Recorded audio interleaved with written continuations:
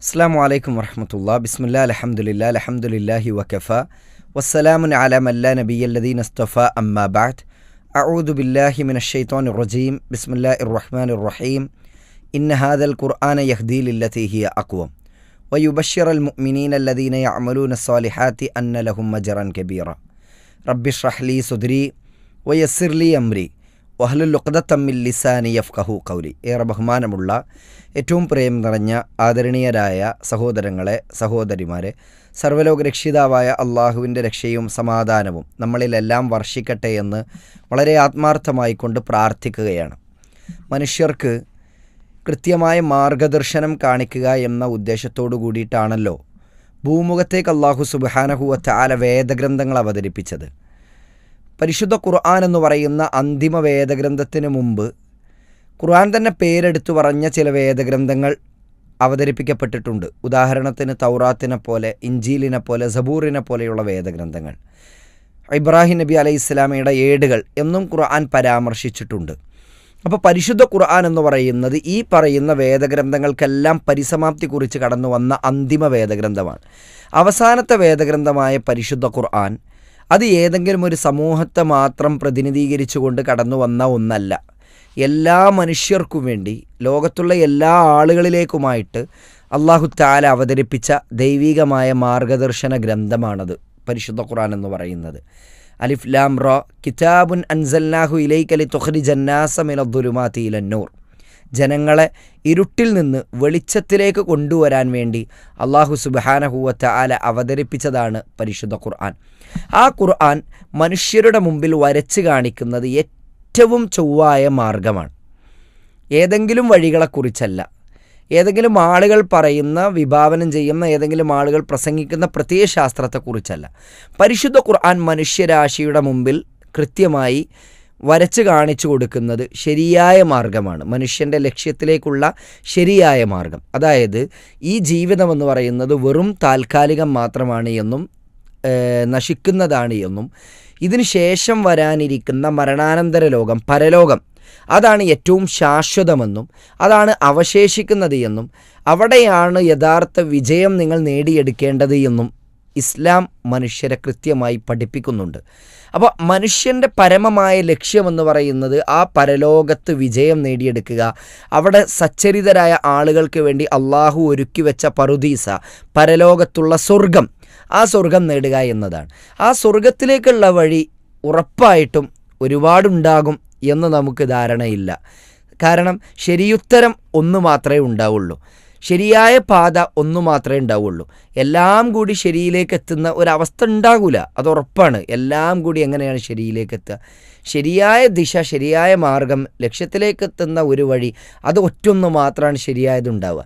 ഇസ്ലാം പഠിപ്പിക്കുന്നത് നിങ്ങളുടെ പരലോകത്തുള്ള പരമമായ വിജയം, യഥാർത്ഥ വിജയം, അവിടേക്ക് നിങ്ങൾക്ക് എത്തിച്ചേരാൻ കഴിയണമെങ്കിൽ, ആ വിജയം നിങ്ങൾക്ക് നേടിയെടുക്കാൻ കഴിയണമെങ്കിൽ അത് പരിശുദ്ധ ഖുർആൻ നിങ്ങളുടെ മുമ്പിൽ വരച്ച് കാണിക്കുന്ന ആ സത്യത്തിൻ്റെ, ധർമ്മത്തിൻ്റെ, നീതിയുടെ കൃത്യമായ മാർഗം തന്നെ നിങ്ങൾ അവലംബിച്ചു പോകണം.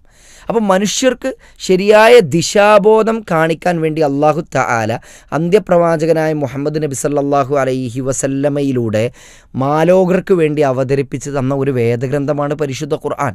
അല്ലാഹു പറയുകയാണ്, ഇന്ന ഹാദൽ ഖുർആന യഹ്ദീ ലില്ലതീ ഹിയ അഖ്വം. പരിശുദ്ധ ഖുർആനിൻ്റെ 17-ാമത്തെ അധ്യായം നമ്മൾ വായിച്ചു നോക്കുക, സൂറത്ത് ഇസ്രാ ആണത്. അതിലെ 9-ാമത്തെ വചനം അല്ലാഹു തആല പറയാണ്, ഇന്ന ഹാദൽ ഖുർആന, തീർച്ചയായും ഈ ഖുർആൻ, യഹ്ദീ ലില്ലതീ ഹിയ അഖ്വം, നിങ്ങളെ ഏറ്റവും ചൊവ്വായതിലേക്ക്, ഏറ്റവും ശരിയായതിലേക്ക് വഴി കാണിക്കുന്നു. അപ്പോൾ പരിശുദ്ധ ഖുർആൻ മനുഷ്യരാശിക്ക് വഴി കാണിക്കുന്നത് ഏറ്റവും നല്ല മാർഗത്തിലേക്കാണ്. വക്രതയില്ലാത്ത, വളവുകളില്ലാത്ത, ശരിയായ ഏറ്റവും ചൊവ്വായ മാർഗത്തിലേക്കാണ് വിശുദ്ധ ഖുർആൻ മനുഷ്യരെ വഴി നടത്തുന്നത്. അതുകൊണ്ടാണ് സമൂഹത്തിൽ അങ്ങേയറ്റം അധപ്പതിച്ചു പോയിരുന്ന ചരിത്രം നമ്മൾ പരിശോധിച്ച് നോക്കുമ്പോൾ ആ ജാഹിലിയ കാലഘട്ടം, ഇസ്ലാമും ഖുർആനും ആ സമൂഹത്തിലേക്ക് കടന്നു വരും മുമ്പുള്ള സമൂഹത്തിൻ്റെ അവസ്ഥ എന്ന് പറയുന്നത് വളരെ ദാരുണമായ, വളരെ സാംസ്കാരികമായിട്ടെല്ലാം വളരെ പിന്നോക്കാവസ്ഥയിലേക്ക് പോയിരുന്ന ഒരു വിഭാഗമാണ്. വിഗ്രഹാരാധനയിലും അതുപോലെ തന്നെ ബഹുദൈവ വിശ്വാസത്തിലും നിഷേധത്തിലും വ്യഭിചാരത്തിലും മദ്യത്തിലും യുദ്ധത്തിലുമെല്ലാം തളച്ചിടപ്പെട്ടിരുന്ന ഒരു വിഭാഗമായിരുന്നു അവർ. അവർക്കിടയിലേക്കാണ് പരിശുദ്ധ ഖുർആൻ ഇറങ്ങി വരുന്നത്. എന്നിട്ടവരെ ചരിത്രത്തിൽ തുല്യതയില്ലാത്ത ഒരു വിഭാഗമാക്കി പരിവർത്തിപ്പിക്കുകയാണ്. അതാണ് ഖുർആൻ പറയുന്നത്, ഈ ഖുർആൻ നിങ്ങളെ ക്ഷണിക്കുന്നത്, നിങ്ങൾക്ക് വഴി കാണിക്കുന്നത് ഏറ്റവും നേരായ മാർഗത്തിലേക്കാണ് എന്ന്. അപ്പോൾ ആ പരിശുദ്ധ ഖുർആൻ നടത്തിയ പരിവർത്തനത്തെക്കുറിച്ച് നമ്മളൊന്ന് ചിന്തിച്ച് നോക്കുക. ഇപ്പോൾ ഖുർആനിൻ്റെ തന്നെ ഖുർആൻ നടത്തിയ പരിവർത്തനത്തെക്കുറിച്ച് ധാരാളം ആളുകൾ ചരിത്രത്തെ നേരിൽ നോക്കി കണ്ട് പുസ്തകം എഴുതിയവരുണ്ട്. ഇപ്പോൾ ഒരു ഉദാഹരണം പറഞ്ഞു കഴിഞ്ഞാൽ RVC ബോഡ്ലിയുടെ ഒരു പുസ്തകമാണ് the messenger the life of Muhammad. ആ പുസ്തകത്തിൽ അദ്ദേഹം ഖുർആൻ നടത്തിയ പരിവർത്തനത്തെ നിരീക്ഷിക്കുന്നുണ്ട്. അദ്ദേഹം പറയുന്നുണ്ട്, അറേബ്യയിൽ ആട്ടിടയന്മാരും കച്ചവടക്കാരും അലഞ്ഞു തിരിഞ്ഞ് നടന്നിരുന്ന സാധാരണക്കാരുമായ അറബികളെ പടയാളികളും സാമ്രാജ്യത്വ സ്ഥാപകരുമൊക്കെ ആക്കി തീർത്തത് ഈ ഗ്രന്ഥമാണ് എന്ന്. This book transformed the simple shepherds merchants and nomads of Arabia into warriors and empire builders. അപ്പോൾ ഖുർആൻ തീർത്ത ഒരു പരിവർത്തനം എന്ന് പറയുന്നത് ഒരു ചെറിയ കാര്യമല്ല. നിങ്ങളൊന്ന് ചിന്തിച്ച് നോക്കുക. അപ്പോൾ അടിമ ഉടമ ഇങ്ങനെ ഒരു വേർതിരിവ് വിവേചനം അതിശക്തമായ രൂപത്തിൽ അതിൻ്റെ ഏറ്റവും ഉച്ചിയിൽ തന്നെ അതിൻ്റെ പീക്ക് ലെവലിൽ നിലനിന്നിരുന്നൊരു സമയത്താണ് പരിശുദ്ധ ഖുർആൻ അവതരിപ്പിക്കപ്പെടുന്നത്. അപ്പോൾ അടിമകളെന്ന് പറയുമ്പോൾ അവരെന്തോ ഒരു നാലാംകിട വിഭാഗമാണ് എന്നും അവർക്ക് യാതൊരുവിധ പുരോഗതിയും അല്ലെങ്കിൽ യാതൊരുവിധ അവകാശങ്ങളും സമൂഹത്തിൽ നൽകേണ്ടതില്ല എന്നും സ്ഥാനങ്ങളോ മാനങ്ങളോ പരിഗണനയോ ഒന്നും നൽകേണ്ടതില്ല എന്നും യജമാനന്മാരായ ആളുകൾ കഴിക്കുന്ന ഭക്ഷണത്തിൻ്റെ എച്ചിൽ തിന്ന് ജീവിക്കേണ്ടവരാണ് അവിടുത്തെ അടിമകൾ എന്നുള്ള രീതിയിലൊരു പൊതുബോധം സൃഷ്ടിക്കപ്പെട്ട കാലത്താണ് പരിശുദ്ധ ഖുർആൻ വന്നിട്ട് പറയുന്നത്, നിങ്ങളുടെ നിറത്തിൻ്റെ പേരിലോ വർഗത്തിൻ്റെ പേരിലോ വർണ്ണത്തിൻ്റെ പേരിലോ ജാതിയുടെ പേരിലോ കുടുംബത്തിൻ്റെ പേരിലോ ഗോത്രത്തിൻ്റെ പേരിലോ തമ്മിൽ തല്ലാൻ പാടില്ല, വിവേചനം പാടില്ല. യാ യുഹന്നാസ്, അല്ലയോ പ്രവാചകരെ, മുഹമ്മദ് മുസ്തഫ സല്ലല്ലാഹു അലൈഹി വസല്ലം അവിടെയുള്ള സർവ്വ മനുഷ്യരെയും വിളിച്ചു. എന്നിട്ട് അവരോട് പറയാണ്, കുല്ലുക്കും മിൻ ആദം, നിങ്ങളെല്ലാം ആദ്യ പിതാവായ ആദമിൽ നിന്നാണ്. വ ആദം മിൻ തുറാബ്, ആദമാകട്ടെ നിങ്ങൾ ഈ ചവിട്ടി നടക്കുന്ന, നിങ്ങൾ ഈ ജീവിച്ചു കൊണ്ടിരിക്കുന്ന, നിങ്ങൾ ഈ കിടന്നുറങ്ങുന്ന ഈ മണ്ണുണ്ടല്ലോ, ഈ മണ്ണിൽ നിന്നാണ്. നോക്കുക, അവിടെ പ്രവാചകൻ പഠിപ്പിക്കുന്നത് ഏറ്റവും വലിയ ഒരു മാനവികമായ ഐക്യത്തെക്കുറിച്ചാണ്. റസൂലുള്ളാഹി സ്വല്ലല്ലാഹു അലൈഹി വസല്ലം പഠിപ്പിക്കുകയാണ്, മനുഷ്യർ ഈ ഒരു അവസ്ഥയിലെല്ലാം അധപ്പതിച്ചു പോയ ഒരു കാലഘട്ടത്തിൽ വിശുദ്ധ ഖുർആൻ അവർക്കിടയിലേക്ക് കൊണ്ടുവന്ന് സ്ഥാപിക്കുന്ന പ്രധാനപ്പെട്ട ഒരു ധാർമ്മികതയാണെന്ത്, മനുഷ്യരെ ഒന്നായി കാണാൻ പഠിപ്പിച്ചു എന്നുള്ളത്. കറുത്തവർക്ക് ഒരു സ്ഥാനം, വെളുത്തവർക്ക് വേറൊരു സ്ഥാനം, അങ്ങനെയില്ല. ഖുർആൻ പറയുകയാണ്, ഇന്നാ ഖലഖനാകും മിൻ ദക്കരിൻ വ ഉൻസ, ഒരാണിൻ്റെയും പെണ്ണിൻ്റെയും സൃഷ്ടികളാണ് നിങ്ങളൊക്കെ. നിങ്ങൾക്കിടയിൽ ഗോത്രങ്ങളും വർഗ്ഗങ്ങളൊക്കെ അല്ലാഹു തആല സംവിധാനിച്ച് തന്നത് തിരിച്ചറിയാൻ വേണ്ടി മാത്രമാണ്. അല്ലാതെ ഭാഷയുടെ പേരിലോ വർഗത്തിൻ്റെ പേരിലോ ഗോത്രത്തിൻ്റെ പേരിലോ കുടുംബത്തിൻ്റെ പേരിലോ നിറത്തിൻ്റെ പേരിലോ ഒന്നും നിങ്ങൾക്ക് മഹിമ നടിക്കാനോ പെരുമ നടിക്കാനോ അല്ല. അള്ളാൻ്റെ അടുക്കൽ നിങ്ങളിൽ ഏറ്റവും ഉത്തമൻ തൊലി കറുത്തവനോ വെളുത്തവനോ അള്ളാഹു നോക്കൂല. ഏറ്റവും വലിയ ഗോത്രത്തിൽ കുടുംബത്തിൽ ജനിച്ചവൻ താഴ്ന്ന കുടുംബത്തിൽ ജനിച്ചവൻ, അങ്ങനെ ഒരു നോക്കൽ അള്ളാഹുവിനില്ല. അള്ളാഹു നിങ്ങളിൽ നിന്ന് ആരാണ് എന്നോ അധമൻ ആരാണ് എന്നോ പരിഗണിക്കുന്നത് തഖ്വയുടെ, ധർമ്മനിഷ്ഠയുടെ, ദൈവനിഷ്ഠ, ദൈവബോധം, അള്ളാഹുവിനെക്കുറിച്ചുള്ള കൃത്യമായ ബോധവും ചിന്തയും ഭയഭക്തിയും ഇതിൻ്റെയൊക്കെ അടിസ്ഥാനത്തിലാണ്. ഇത് ആരിലാണോ കൂടുതലുള്ളത് അയാൾക്ക് അള്ളാഹിൻ്റെ അടുക്കൽ ഉന്നതമായ സ്ഥാനമുണ്ട്. ആരാണോ അതില്ലാത്തവർ അവർ അള്ളാഹുവിൻ്റെ മുമ്പിൽ അധമരായിരിക്കും.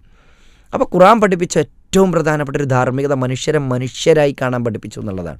രണ്ടാമത്തത്, ഒരു പ്രയാസവും പ്രതിസന്ധിയും പരീക്ഷണങ്ങളും ബുദ്ധിമുട്ടുകളൊക്കെ വരുമ്പോഴേക്ക് ഏകനായ റബ്ബിനെ മറന്നിട്ട് ഈ പ്രപഞ്ചത്തിനൊരു സ്രഷ്ടാവുണ്ട് എന്ന സത്യം അറിഞ്ഞിട്ടും ആ സ്രഷ്ടാവ് തന്നെയാണ് മഴയും വെള്ളവും ഭക്ഷണവും എല്ലാം നൽകുന്നത് എന്ന തിരിച്ചറിവുണ്ടായിട്ടും ഒരു ബുദ്ധിമുട്ടും പ്രയാസവും വരുമ്പോഴേക്ക് ആ അള്ളാഹുവിനെ മറന്ന് തങ്ങളുടെ സ്വന്തം കൈകൾ കൊണ്ട് നിർമ്മിച്ചുണ്ടാക്കിയ ആരാധ്യ വസ്തുക്കളെ ആരാധിക്കുന്നതിലേക്ക് മനുഷ്യർ അധപ്പതിച്ചു പോയൊരവസ്ഥാവിശേഷം ഉണ്ടായിരുന്നു. മരുഭൂമിയിലൂടെ യാത്ര ചെയ്യുമ്പോൾ ഒരു പ്രതിസന്ധി, ഒരു പ്രയാസം അവരെ വേട്ടയാടിയാൽ അവരുടെ കയ്യിലുള്ള കുറഞ്ഞ വെള്ളം ഉപയോഗിച്ചിട്ട് ആ മരുഭൂമിയിലുള്ള മണൽ ആ വെള്ളം കൊണ്ട് കുഴച്ചുണ്ടാക്കിയിട്ട് ഒരു രൂപമുണ്ടാക്കി അവിടെ വെച്ച് ആ രൂപത്തോട് പ്രാർത്ഥിക്കും. ഒന്ന് ചിന്തിച്ചു നോക്കൂ. ഐഡൽ വേർഷിപ്പ് എന്ന് പറയുന്ന വിഗ്രഹാരാധന എന്ന് പറയുന്ന ബഹുദൈവാരാധനാ സങ്കല്പവും വിശ്വാസവും എത്രത്തോളം അവർക്കിടയിൽ വേരൂന്നിയിട്ടുണ്ട് എന്ന്.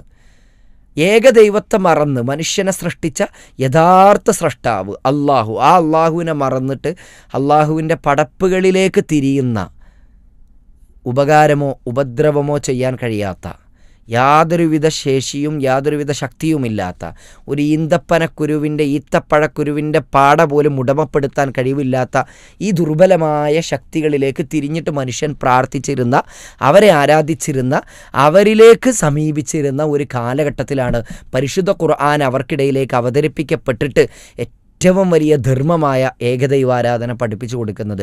യാ യുഹന്നാസ്, മനുഷ്യരെ എന്ന് വിളിച്ചു ഖുർആൻ. 2-ാം അധ്യായം ബഖറയുടെ 21-22 വചനങ്ങളാണ്. ഉഅ്ബുദു റബ്ബക്കുമുല്ലദീ ഖലഖക്കും വല്ലദീന മിൻ ഖബ്ലിക്കും ലഅല്ലക്കും തത്തഖൂൻ. നിങ്ങളെയും നിങ്ങളുടെ മുൻഗാമികളെയൊക്കെ സൃഷ്ടിച്ച നിങ്ങളുടെ സ്രഷ്ടാവായ അല്ലാഹു ഉണ്ടല്ലോ, ആരാധനായ അല്ലാഹു, നിങ്ങളുടെ പരിപാലകനായ റബ്ബായ അല്ലാഹു, ആ അല്ലാഹനെ മാത്രം നിങ്ങൾ ആരാധിക്കണം കേട്ടോ. ഈ കാണുന്ന ആരാധ്യ വസ്തുക്കളെയൊന്നല്ല ആരാധിക്കേണ്ടത് നിങ്ങളെ സൃഷ്ടിച്ച് നിങ്ങളെ പരിപാലിക്കുന്ന നിങ്ങളുടെ രാജാവായ അള്ളാഹുവിനെ ആരാധിക്കണം നിങ്ങൾ. എന്തുകൊണ്ട്? അതിൻ്റെ റാഷണാലിറ്റിയാണ്, ലോജിക്കാണ് അള്ളാഹു താല തൊട്ടടുത്ത വചനത്തിൽ പറയുന്നത്, 22-ാമത്തെ വചനത്തിൽ പറയുന്നത്. അല്ലദീ ജഅല ലക്കുമുൽ അർള ഫിറാശ, ഭൂമിയെ വിരിപ്പാക്കി തന്നവൻ, വസ്സമാഅ ബിനാഅ, ആകാശത്തെ മേൽപ്പൂരിയാക്കി തന്നവൻ, വ അൻസല മിനസ്സമാഇ മാഅ, ആകാശത്ത് നിന്നും മഴവെള്ളം ഇറക്കി തന്നവൻ, ഫഅഖ്റജ ബിഹി മിനസ്സമറാത്തി റിസ്കൻ ലക്കും, ആ മഴവെള്ളം ഉപയോഗിച്ച് കഴിക്കാനുള്ള കായ്കനികൾ നിങ്ങൾക്ക് ഭൂമിയിൽ ഉൽപ്പാദിപ്പിച്ച് തന്നവൻ. ഫലാ തജഅലൂ ലില്ലാഹി അൻദാദൻ വ അൻതും തഅലമൂൻ, അതിനാൽ അറിഞ്ഞുകൊണ്ട് ഒരിക്കലും അള്ളാഹുവിന് സമന്മാരെ ഉണ്ടാക്കാൻ പാടില്ല. ഇസ്ലാം പഠിപ്പിച്ച ഏറ്റവും പ്രധാനപ്പെട്ട 2-ാമത്തെ ധാർമ്മികതയാണ്. മനുഷ്യർക്കിടയിൽ യാതൊരുവിധ പ്രയാസവുമില്ലാതെ രക്തം ചിന്താൻ മടിച്ചിരുന്നില്ലാത്ത ഒരു വിഭാഗം ചെറിയ നിസാരമായ കാര്യങ്ങൾക്ക് പോലും ഗോത്രവൈരാഗ്യത്തിൻ്റെ പേരിൽ, കുടുംബ മഹിമയുടെ പേരിൽ, നിറത്തിൻ്റെ പേരിലൊക്കെ അങ്ങോട്ടും ഇങ്ങോട്ടും തമ്മിലടിക്കുക, കൊള്ള നടത്തുക, കൊലപാതകം നടത്തുക, രക്തം ചിന്തുക, ഇതൊന്നൊരു വിഷയമല്ലാത്ത ഒരു കാലഘട്ടത്തിലേക്കാണ് പരിശുദ്ധ ഖുർആൻ അവതരിപ്പിക്കപ്പെടുന്നത്. എന്നിട്ട് ഓരോ മനുഷ്യ ജീവനും വിലയുണ്ട്, നിലയുണ്ട്, അതിന് നിങ്ങൾ മറുപടി പറയേണ്ടി വരും എന്ന് പഠിപ്പിച്ചു കൊടുക്കുകയാണ് ഖുർആൻ ചെയ്യുന്നത്. നമ്മളൊന്ന് ചിന്തിച്ചു നോക്കൂ. വിശുദ്ധ ഖുർആൻ പറയണം, മൻ ഖതല നഫ്സൻ ബിഗൈരി നഫ്സിൻ ഔ ഫസാദിൻ ഫിൽ അർളി ഫകഅന്നമാ ഖതല അന്നാസ ജമീഅ. 5-ാം അധ്യായം മാഇദയുടെ 32-ാമത്തെ വചനമാണ്. നിങ്ങൾ അന്യായമായിട്ടൊരാളെ ജീവൻ ഹനിച്ചാൽ ലോകത്തുള്ള സർവ്വ മനുഷ്യരെയും കൊന്നതുപോലെയാണ്. അതിൻ്റെ അപകടം പഠിപ്പിക്കുകയാണ് ഖുർആൻ ചെയ്യുന്നത്. ലോകത്തുള്ള എല്ലാ മനുഷ്യന്മാരെയും ഒരാൾ കൊന്നാൽ അയാൾക്കുണ്ടാകുന്നൊരു അവസ്ഥ എന്തായിരിക്കും? അയാൾക്കുണ്ടാകുന്നൊരു കുറ്റബോധം എന്തായിരിക്കും? അയാൾക്കുണ്ടാകുന്നൊരു പ്രയാസം എന്തായിരിക്കും? അയാളെ സമൂഹം നോക്കിക്കാണേണ്ടത് ഏത് രൂപത്തിലായിരിക്കും? ഇസ്ലാം പഠിപ്പിക്കുകയാണ്, ഒരാളെ കൊന്നാൽ, അന്യായമായിട്ടാണ് ആ കൊലപാതകമെങ്കിൽ, നിങ്ങൾ ലോകത്തുള്ള എല്ലാ മനുഷ്യന്മാരെയും കൊന്ന പോലെയാണ്. ഒരാളുടെ ജീവൻ നിങ്ങൾ രക്ഷിച്ചാൽ ലോകത്തുള്ള എല്ലാ മനുഷ്യരുടെയും ജീവൻ രക്ഷിച്ച പോലെയാണ്. അയാൾക്ക് കിട്ടുന്നൊരു സ്ഥാനങ്ങളും മാനങ്ങളും എന്തായിരിക്കും? അപ്പോൾ ഒരാളുടെ ജീവൻ നമ്മൾ രക്ഷിച്ചാൽ മതി. അപ്പോൾ ഇസ്ലാം മനുഷ്യജീവൻ്റെ മഹത്വം, അതിൻ്റെ ഒരു വില അത് പഠിപ്പിച്ചു കൊടുക്കുകയാണ് ചെയ്യണത്. യാതൊരുവിധ നിലയും വിലയും മനുഷ്യജീവന് കൽപ്പിക്കാത്തൊരു കാലഘട്ടത്തിലാണ് ഖുർആൻ ഇത് അവതരിപ്പിക്കപ്പെടുന്നത്. ഇന്നും പലപ്പോഴും മനുഷ്യനേക്കാൾ പ്രാധാന്യവും മഹത്വവും നാൽക്കാലികൾക്ക് നൽകിപ്പോരുന്ന ഒരു കാലഘട്ടത്തിലൂടെ, സമകാലിക സാഹചര്യത്തിലൂടെ നമ്മൾ മുന്നോട്ട് പോകുമ്പോൾ, നാൽക്കാലിയുടെ പേരിൽ ഇരുകാലിയായ മനുഷ്യൻ്റെ ജീവിതം വാളിലേക്ക് അറുത്തെടുക്കുമ്പോൾ, ഛേദിച്ചെടുക്കുമ്പോൾ, യാതൊരുവിധ നിലയും വിലയും മനുഷ്യജീവന് കൽപ്പിക്കാത്ത ഒരു കാലഘട്ടത്തിലൂടെ നാം കടന്നു പോകുമ്പോൾ ഈ വചനം നമ്മൾ ഓർക്കുക. ഖുർആൻ പഠിപ്പിക്കുകയാണ്, അന്യായമായിട്ട് ഒരാളെയും കൊല്ലരുതിട്ടോന്ന്, ഒരാളെയും കൊല്ലരുതെന്ന്. പെൺകുഞ്ഞാണ് ജനിച്ചത് എന്നറിഞ്ഞാൽ തങ്ങളുടെ മുഖം കറുത്തിരുണ്ടു പോവുകയും അപമാനം സഹിക്കവയ്യാതെ ജീവനോടുകൂടി ആ കുഞ്ഞുങ്ങളെ കുഴിച്ചു മൂടുകയും ചെയ്തിരുന്നൊരു കാലഘട്ടം ഉണ്ടായിരുന്നു. അവിടേക്കാണ് പരിശുദ്ധ ഖുർആൻ അവതരിപ്പിക്കപ്പെട്ടിട്ട് വഇദൽ മൗഊദതു സുഇലത് ബിഅയ്യി ദംബിൻ ഖുതിലത്, നാളെ റബ്ബിൻ്റെ കോടതിയിൽ ഈ ഓരോ കുഞ്ഞും കടന്നു വന്നിട്ട് ചോദിക്കും, എന്തിനാണ് എന്നെ ഈ ഭൂമിയിൽ കൊന്നത്, കുഴിച്ചു മൂടിയത് എന്ന് ചോദിക്കുന്നൊരു കാലഘട്ടം വരും, ഒരു സമയം വരും. അതൊരു താക്കീതെന്നോണം ഖുർആൻ അവരുടെ മുമ്പിൽ പഠിപ്പിച്ചു കൊടുക്കുകയാണ്. നിങ്ങൾ ഈ പെൺകുഞ്ഞുങ്ങളെ കൊല്ലാൻ പാടില്ല, അതെല്ലാം അള്ളാഹുവിൻ്റെ സൃഷ്ടികളാണ്. ആണാകട്ടെ പെണ്ണാകട്ടെ ഒരാളെയും നിങ്ങൾ കൊല്ലരുത്. ദാരിദ്ര്യം ഭയന്നുകൊണ്ട് നിങ്ങൾ കുട്ടികളെ കൊല്ലാൻ പാടില്ല.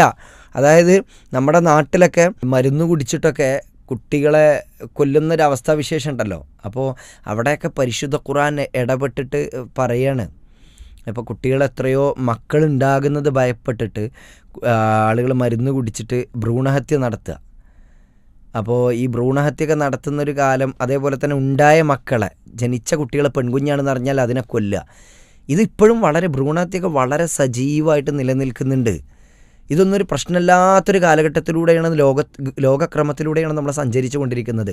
അവിടെയാണ് വിശുദ്ധ ഖുർആൻ പറയുന്നത്, നിങ്ങളൊരിക്കലും ദാരിദ്ര്യം ഭയപ്പെട്ടിട്ടൊന്നും മക്കളെ കൊല്ലാൻ പാടില്ല. നിങ്ങൾക്കും അവർക്കും എല്ലാവർക്കും ഭക്ഷണം നൽകുന്നത്, ഉപജീവനം നൽകുന്നത് അള്ളാഹുവാണ്. നിങ്ങളൊന്ന് ചിന്തിച്ച് നോക്കുക. 500 ആളുകളെ നമ്മൾ ഒരു സൽക്കാരത്തിന്, ഒരു കല്യാണത്തിന് വിളിച്ചു. എന്നിട്ട് നമ്മൾ 250 ആൾക്കാരെ ഭക്ഷണമാണ് ഉണ്ടാക്കുക?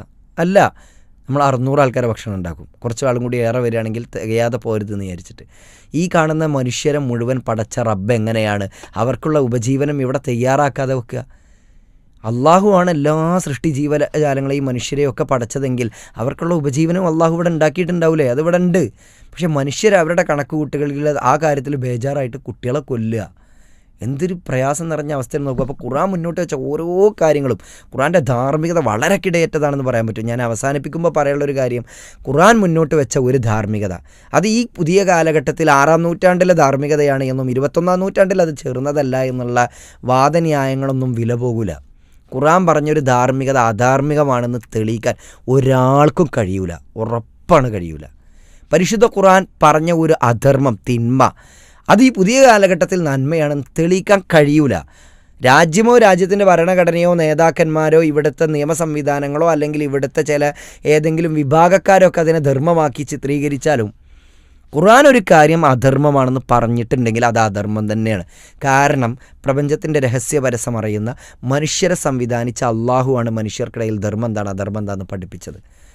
ആ മനുഷ്യർക്ക് ധർമ്മവും വേർതിരിച്ച് കാണിച്ചു കൊടുക്കാൻ വേണ്ടി അള്ളാഹ് അവതരിപ്പിച്ച ഖുർആനിൽ ഒരു കാര്യം ധർമ്മമാണെന്ന് പറഞ്ഞാൽ, നന്മയാണെന്ന് പറഞ്ഞാൽ പിന്നെ അത് അധർമ്മമാണെന്ന് സ്ഥാപിക്കാൻ കഴിയൂല, ഉറപ്പാണ്. തിന്മയാണെന്ന് പറഞ്ഞാൽ പിന്നെ അത് നന്മയാണെന്ന് കൊണ്ടുവരാനും കഴിയൂല.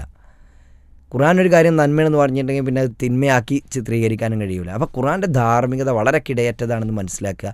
ആ വേദഗ്രന്ഥത്തെ നമ്മൾ ചേർത്ത് വെക്കുക. ആ ഖുർആനിൻ്റെ സന്ദേശം എത്തിയിട്ടില്ലാത്തവരിലേക്ക് നമ്മൾ എത്തിച്ചു കൊടുക്കുക. ഇതാണ് നമ്മൾ ചെയ്യേണ്ട വലിയ ദൗത്യമെന്ന് മനസ്സിലാക്കുക. അള്ളാഹു അനുഗ്രഹിക്കട്ടെ. അസ്സലാമു അലൈക്കും വറഹ്മത്തുള്ളാഹി.